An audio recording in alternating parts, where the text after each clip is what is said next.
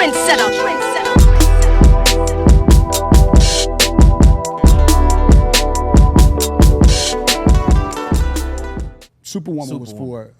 Part 1 was for Mary. It's funny, man, because you called me to the studio one time. We was working on the Rhythm and Streets, the mixtape series. Yep. You like, come to the studio, man. Da, da, da, da. I don't even know you're working on Be Without You. I'm chilling. Yeah. And Mary just comes out. I'm like, oh, I'm like, who? I'm like, oh, it's Mary J Blige. Okay, my bad. Yeah. So I just, that's funny. I remember that time, man. And you know, I remember like when that song came out, that was my god sister's wedding song. Wow. And I went to the wedding. I'm like, my man just made this song. I had to tell my mom that. Like, that's my man made this song. And it's like, it's funny because there was a low point like in Mary's career, respectfully. And I feel like that song was like a resurgence at that time period. Yeah, I mean, I would say this though about artists, especially artists like Mary who are just legends, right? Right. You just never can count them out. Right. You know what I mean? Yeah. And I always thought it was unfair of the industry to count people out like that. You know what I'm saying? I thought it was unfair. You know, like she's Mary J Blige, bro. Like everybody has. You know, this thing is ups and downs. You know what I mean? Right. Yeah. Everybody's last record probably won't be as good as the record you had before, but the next record might be better than the record too. You know what I mean? Right. This is a journey that we're on. Right. And I didn't think it was fair how they were handling Mary. Right. How the industry was handling her. You know what I mean? Yeah. Because from what I gather, they were doing like a greatest hits album or something like that. And you know, when people say greatest hits, back in those days, like, it was almost like, it was like it's over. It's like, we're you're in the twilight of your career. And I'm like, how? Yeah. Mary wasn't even 40 years old. You know what I'm saying? Like in real life, like Mary wasn't even. Yeah. Like how was somebody in their 30s in the twilight of their career? Right. You know what I mean? Yeah. The record industry definitely writes you off early as hell. Once you turn 30, 31, it's like, okay, yeah. It's like. All right, greatest hits. You know what I mean?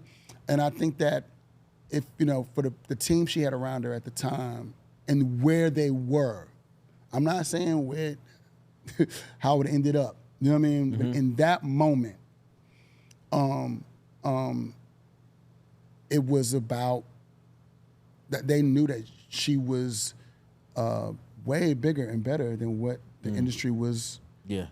You know. Yeah. Trying to portray her as. Yeah. You know what I mean? Yeah. And they went after it. You know, Jimmy and Ron Fair and all, everybody went after it. Right. You know what I mean? Yeah. And me and Johnta were inspired because of when you making as many songs we were making and we were making hits and we were doing our thing, I don't think we had like the respect yet. You know what I mean? Wait, when you make with me and Johnta, when we made that for Mary, I don't think that we felt like, I think we felt like we were underrated. Wow. You know what I mean? Bro, you already, this is after you produced the Diamond album with Usher, Confessions. But to be fair, right? Yeah. Beneficial, beautiful process, right? Beautiful process. And I got credited, you know what I mean? Yeah. You know, my name is there, I got credited. Yeah. You know what I'm saying? But to be perfectly honest, that was, you know, that was me assisting Jermaine.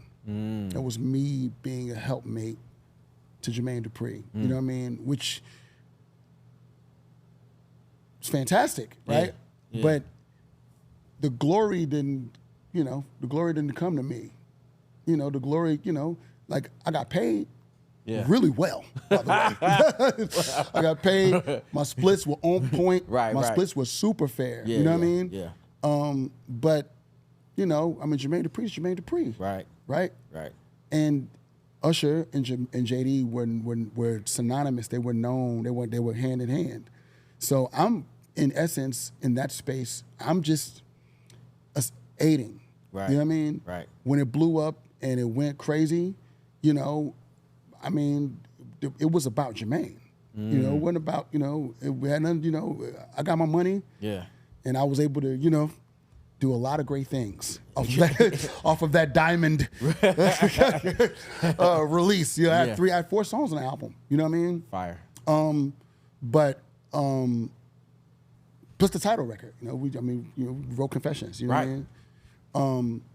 But Be Without You was like nobody could really take that credit. Do you feel like that was the greatest Bryan-Michael Cox achievement musically? You got a lot, bro. You got a lot. Yeah, I know what I'm saying. Like, I don't know. You know what I'm saying?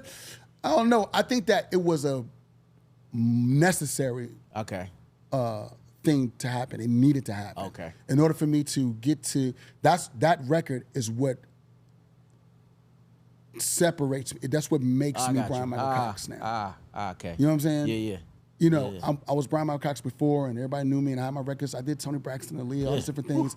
And I also did Jagged Edge, you know, produced Jagged Edge, and I co-produced with Jermaine all these other songs. But it was still kind of like, you know, it's kind of like I got a lot of titles. I'm working on, I got a lot of singles. I'm just working on a bunch of different things. But I think when you have a massive pop record, and you gotta understand, at the same time, at the very, very same time, the Be Without You was happening, right? Even though I didn't produce Where We Belong Together, that's happening, right? Which is my crew, right? Right. Then it's Shake It Off is happening at the same time. You know what I mean?